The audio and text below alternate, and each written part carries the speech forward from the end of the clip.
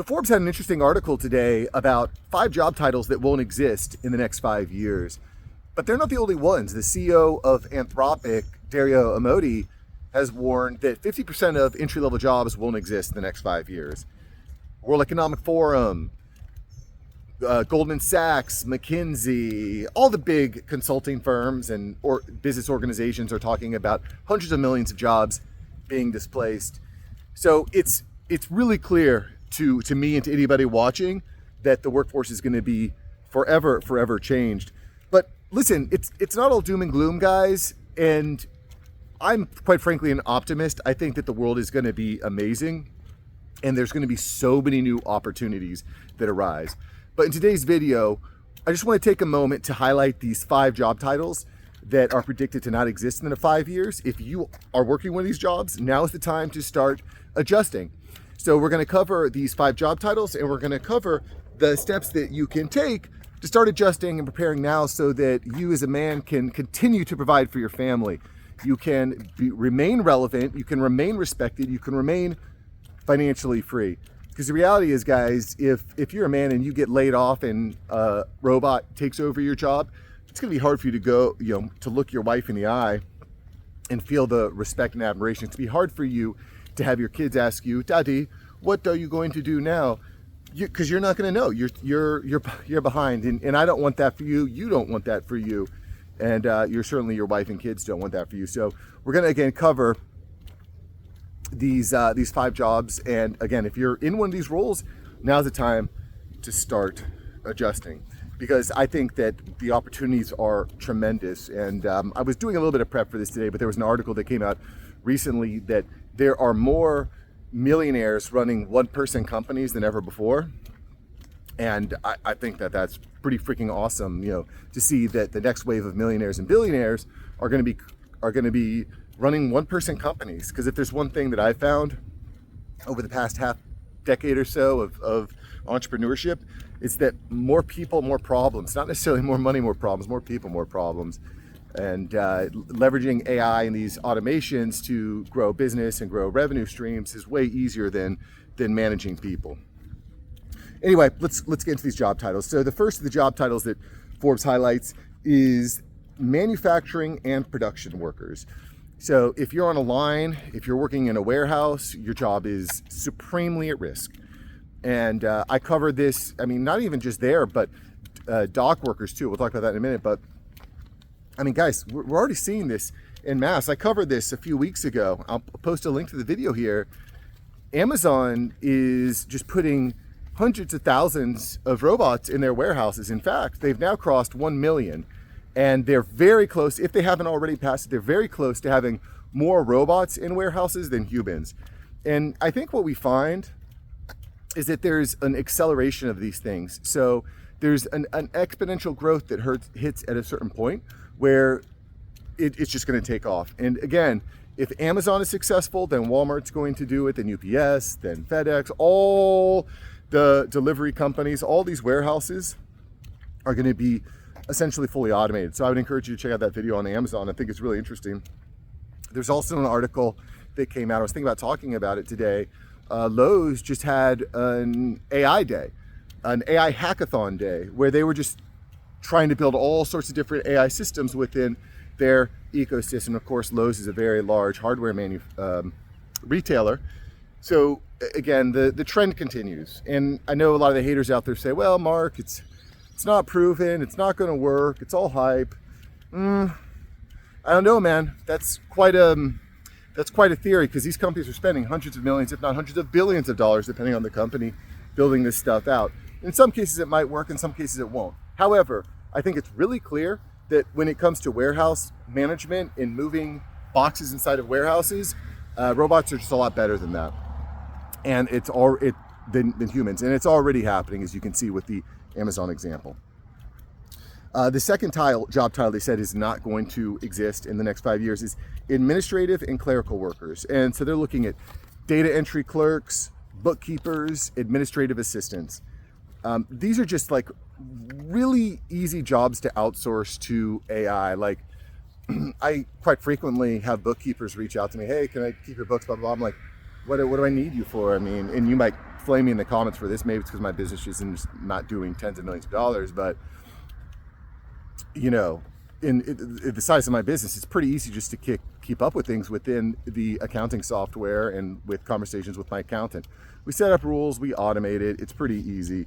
Data entry, you know, you don't really need a human to enter the data when all these automations, these rule-based AI automations can handle that for you. Now, you might say, well, Mark, sometimes the robots get it wrong. Sometimes the AI gets it wrong. To which I would say, true, and we're going to talk about where that might be a role for you as a human to fit into this workflow, into this value chain. However, humans get things wrong too. So, you know, what's going to get it more wrong? You know, I was kind of talking about this in another video the other day. I'll share a link to it here. It's a little bit off topic, but it's about robotaxis and autonomous vehicles. I'll share a link to that here. One of the common complaints that I saw in the comments was that, well, we can't have these autonomous vehicles because sometimes they do stupid stuff and accidents happen. But the accidents that are happening on autonomous vehicles are a much lower percentage per usage than a human driver. And I mean, the reality is human drivers we're distracted, we're emotional, we do dumb stuff, we're not paying attention. And sure, robots can too, but the data is pretty clear that autonomous vehicles are safer than human drivers, especially once you start to get to scale and there's more autonomous vehicles all communicating with each other. I'm actually here for it because I'm kind of tired of driving all the time. In any event, what I'm trying to say here is that the argument that, well, AI and robots get it wrong sometimes, while I hear you, I still think is flawed because humans get things wrong as well. Again, we're going to cover things that you can do to stay relevant, respected, and financially free during the next AI revolution that's occurring. And that's, I think it's a good place to kind of fit in when it comes to quality control. Because let's face it, you get bad data in, you get bad data out, and that is certainly a big problem. Transportation and logistic workers are the next item on the list of job titles that will no longer be a thing. Truck drivers, warehouse coordinators. Let's face it, guys, AI is much better at optimizing routes, managing inventory, empowering these autonomous vehicles. And I just talked about autonomous vehicles, but this stuff is already happening. I saw a video shared by billionaire Chamath Palihapitiya of a self-driving autonomous truck in China. And this thing is rolling. And, you know, if China's doing it, you know, I'm sure we'll be there very, very soon. You know, autonomous vehicles are kind of tricky, but they're becoming mainstay. You know, Tesla's Robotaxi got rolled out. It recently rolled out in Austin and expanded. Then it rolled out to San Francisco. It's expanding there. It's expanding. These are going to be mainstay. There's going to be Waymos, the Tesla Robotaxis are going to be all over the place. There is no reason why they are not going to be driving big trucks. There's not going to be any reason. So I know there's this famous adage of like, well, if you're a truck driver, just learn to code. And, you know, while that hasn't really played out the same way that we thought it would, meaning a lot of the coders are on the breadline now, we still see this trend toward autonomous trucking, autonomous vehicles. It's dangerous to be complacent. It's dangerous to be complacent in any job role. But, you know, I think we're going to see that, you know, truck drivers, logistical workers, just like we're seeing on the manufacturing lines, are at a major risk. And this is the point that Forbes is making in the article. Essentially, anything that's rules-based decision-making is going to be in trouble because the robots are just going to be better at that than humans. Retail workers are number 4 on their list of job titles that will no longer exist. And I covered this at length too. I'll share a link to it here. Walmart laying off hundreds of people. Retail is an interesting one because there are roles that are going to be customer facing where there's a human connection needed. And I think that those roles are going to be safe, at least in the time being. But self-checkouts, customer service chatbots, these are going to become a mainstay. You know, we already talked about the back end, robotics, in the warehouses, you know, bringing stuff out, putting stuff on racks. I think that is going to become more and more common. I covered, again, in another video, put a link to it here. I'll put another link to that here, that there are now digital, electronic labels, electronic delivery labels being placed all across stores so they can dynamically change the pricing and the listing on items instantly. So all those people that used to go around putting out new labels for new products and new prices and sale over the day and coupons, those are not going to be needed anymore. So a lot of those roles are going to be done away with. I think we're a ways away from you walking into a store and there being a robot that says, "Hello, how are you doing? What are you looking for?" I do think, and we're talking about this in the comments with someone the other day, that there is a real hunger for human to human connection. So I don't see like that being completely replaced, at least in the short term. In any event, cashiers, basic customer service reps will be and are being replaced by self-service kiosks, AI chatbots, automated inventory systems. There's, the writing's on the wall. And over the next 5 years, again, we're going to see that accelerate. The fifth item on the list, and again, I just want to mention that this is not all doom and gloom, guys. There is still an opportunity for you to remain relevant, respected, and financially free in this new world. But I think it's good that we sound the alarm on what's happening, no?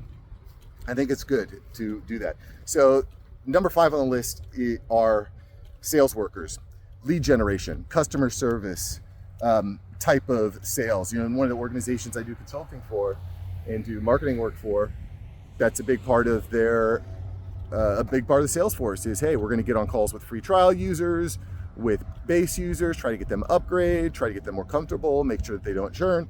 That type of role is more and more automating, and that's something that we're doing in the organization. How can we put less reliance on a human and put more reliance on the data, the conversion metrics, and the AI to convert and keep our customers happy? And that is only going to accelerate over time as the AI gets better. One of the programs that that's really exploded in the marketing world recently is a program called CloseBot. And essentially what it does is anytime you fill out like a Meta ad or a Google ad, this chatbot will start to engage with you essentially immediately to try to get you to actually close on a sales call. So it's doing that sales qualifying work, SDR type of work. So again, I don't see any reason why this wouldn't happen. AI chatbots are already great. I was talking to another colleague of mine. He's an attorney, and he said that he had a problem with his company. He called them up. He got a chatbot. The AI chatbot was excellent. He quote unquote said it was better than any human could have been, and it solved his problem, and he was on his way. And again, you don't have to deal with the hold times, the wait times. I was on a chat with Nintendo the other day, and because my son's Switch is broken and he wants to get it fixed and blah, blah, blah. And I'm trying to have a conversation with this person, and they just go AFK. Every time they type something, they go AFK for 5 minutes. It was horrible. I spent 35 minutes in this chat that didn't go anywhere. I'd have much rather had an AI chatbot at that point. To be honest, there may be a point where you call in or you text someone, you're like, just give me a chatbot, please, because they're going to be better than humans. We're not there yet, but I think that there's a good possibility that we could be there. So anyway, those are the top 5. Now, I think, again, guys, it's important to realize that this is already happening. This is not, just like speculation of, oh, well, this might happen. This is happening. I'm going to share a few videos here, guys, so get ready. Microsoft has laid off 4% of their workforce, 15,000 jobs. I covered this at length in this video. And by the way, guys, if you want to keep up with this stuff, I'm coming out with it hot 6 days a week, Monday through Saturday. Every day you're getting it. On Sunday we rest, but every day of the week I'm bringing you the hottest news. So make sure you subscribe to the channel. You're gonna want to know what's happening in your field. You're gonna want to know what's happening in this world because it is changing tremendously quick. So Microsoft laying off thousands and thousands of workers. And I don't want to go too far deep into it in this video, but not only are they laying off thousands of workers, they're investing tens of billions of dollars into data centers, into software. They are going hard in the paint. I talked about this earlier. Amazon laying off hundreds of workers, instead utilizing AI. That's happening. Another piece of shocking news that I just came across my desk was the CEO of Salesforce, Mark Benioff, stating that AI handles 30 to 50% of their work. everything from engineering to service. That's crazy, guys. 30 to 50% of their work, that is crazy. And in some cases, there is a snapback. There was a story, an interesting story I was reading about Klarna, which is a company, a software company, and they ended up laying off almost all their staff for AI chatbots, but it just was smooth. It was not smooth. It was choppy. They ended up hiring people back, and now they're going through a massive rehiring process. But I think that's kind of what I expect to happen. I talked about that at length on the channel, is that companies are going to move quickly, cut bloat, kind of like you saw with Doge and the federal government. They're going to cut a bunch of bloat. They're going to find gaps where the AI is just not cutting it, or it's leading to a bad customer experience, and they'll hire back. The question is, how do you get hired back? So let's talk a little bit about how you can remain relevant in this new AI world. How can you remain relevant, respected, and financially free? Let's talk about it, okay? So the first thing is that, AI literacy is becoming absolutely crucial, okay? And I think the natural inclination that people have right now is to swim, when actually you should be surfing. And what I mean by that is people are fighting this tidal wave of AI and efficiency and automation that's coming. You're fighting it, you're swimming against the current, you're trying, or maybe you're even trying to swim with it. But instead, what you want to be doing is leveraging AI agents, leveraging AI into your workflows, and hopping on a surfboard and surfing this giant wave, using programs like Replit, like the ChatGPT upgrade. The ChatGPT AI agent is actually really, really cool. I'm doing some neat stuff with that. I could probably share it in a future video. But you want to be surfing the wave, not just swimming against it, okay? You need to be also upskilling into AI-resistant specializations, human judgment, empathy, creativity, like I mentioned during our talk about retail. There's going to be things that a robot just can't do that a human can do. And I do think that there will be a resurgence towards, I want that human connection. I see that really, really happening. Multiple talents, and I think this is an interesting shift, especially for older millennials and Gen Xers, like myself, being a millennial, 42. There's an interesting shift, because growing up, the belief was, well, you want to become an expert in one thing. You want to be the best of the best in what you do.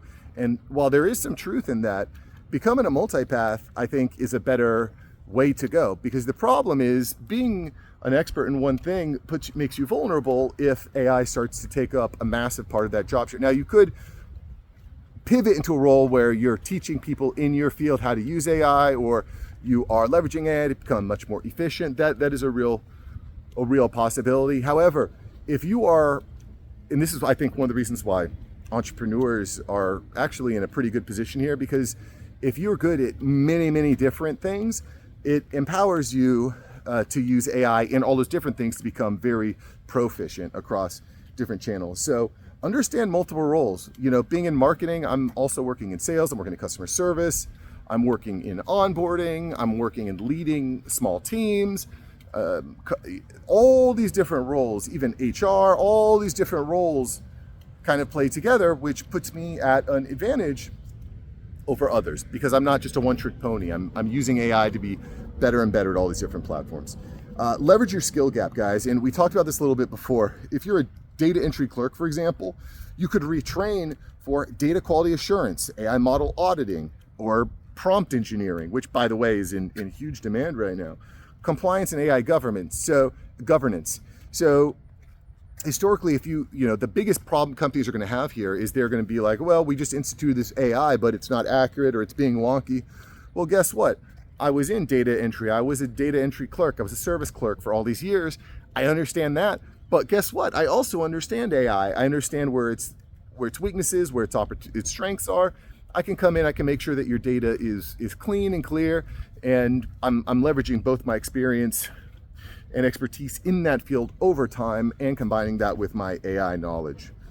Another option, and this is something that I think is thrown around kind of haphazardly, is work with your hands, blue collar work, become a plumber, an electrician, HVAC guy.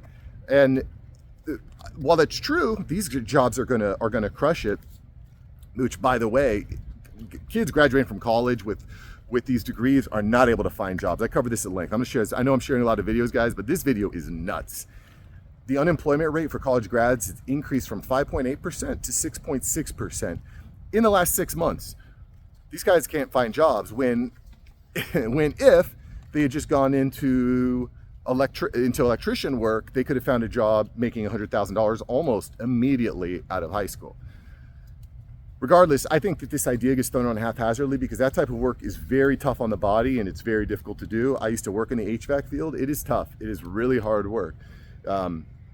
And I would certainly not put anyone down for doing that because frankly, these guys are going to be the next wave of millionaires and they're going to be very, very successful. However, that's hard work. You know, if you're a 45-year-old guy, if you're a 50-year-old guy who's been working in accounting your whole life and someone's like, hey, just go learn how to do HVAC work, that's a tough transition. You definitely want to develop transferable skills like critical thinking, project management, and human connection. Again, we've talked about that at length, but do not outsource your critical thinking. I think this is a big problem for Gen Z coming up.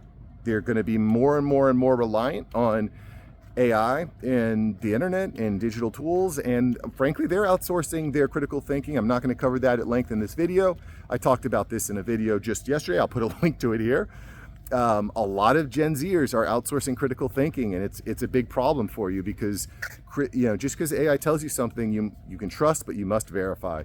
You must measure and cut once. And a lot of young people aren't doing that. Older people too. Don't get it twisted. You know, millennials and Gen Xers, boomers, like you're just as susceptible to losing your critical thinking. And lastly, you need to be continuously reinventing yourself. You know, one of the things that I hear in the comments and I agree with is like, nobody knows what's actually going to happen. And that's exactly right. But what we can do is we can look at the warning signs. We can see what's happening right now and we can adjust. And quite frankly, I think that's where you should be. That's where I am. I want to continuously adjust day after day after day. I want to be the best at what I'm doing. I want to be continuously learning, reading up on my field, learning new skills, spending about at least 10% of my time experimenting with new technology so I can remain on the cutting edge. And again, coming here onto the channel and sharing it with you. So listen, guys, thanks for subscribing. Thanks for being here today.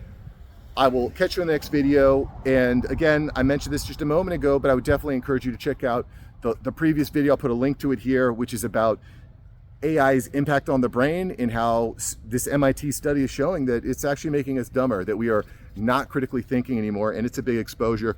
Don't lose your noggin during this AI revolution. All right, boys, I'll see you. Peace.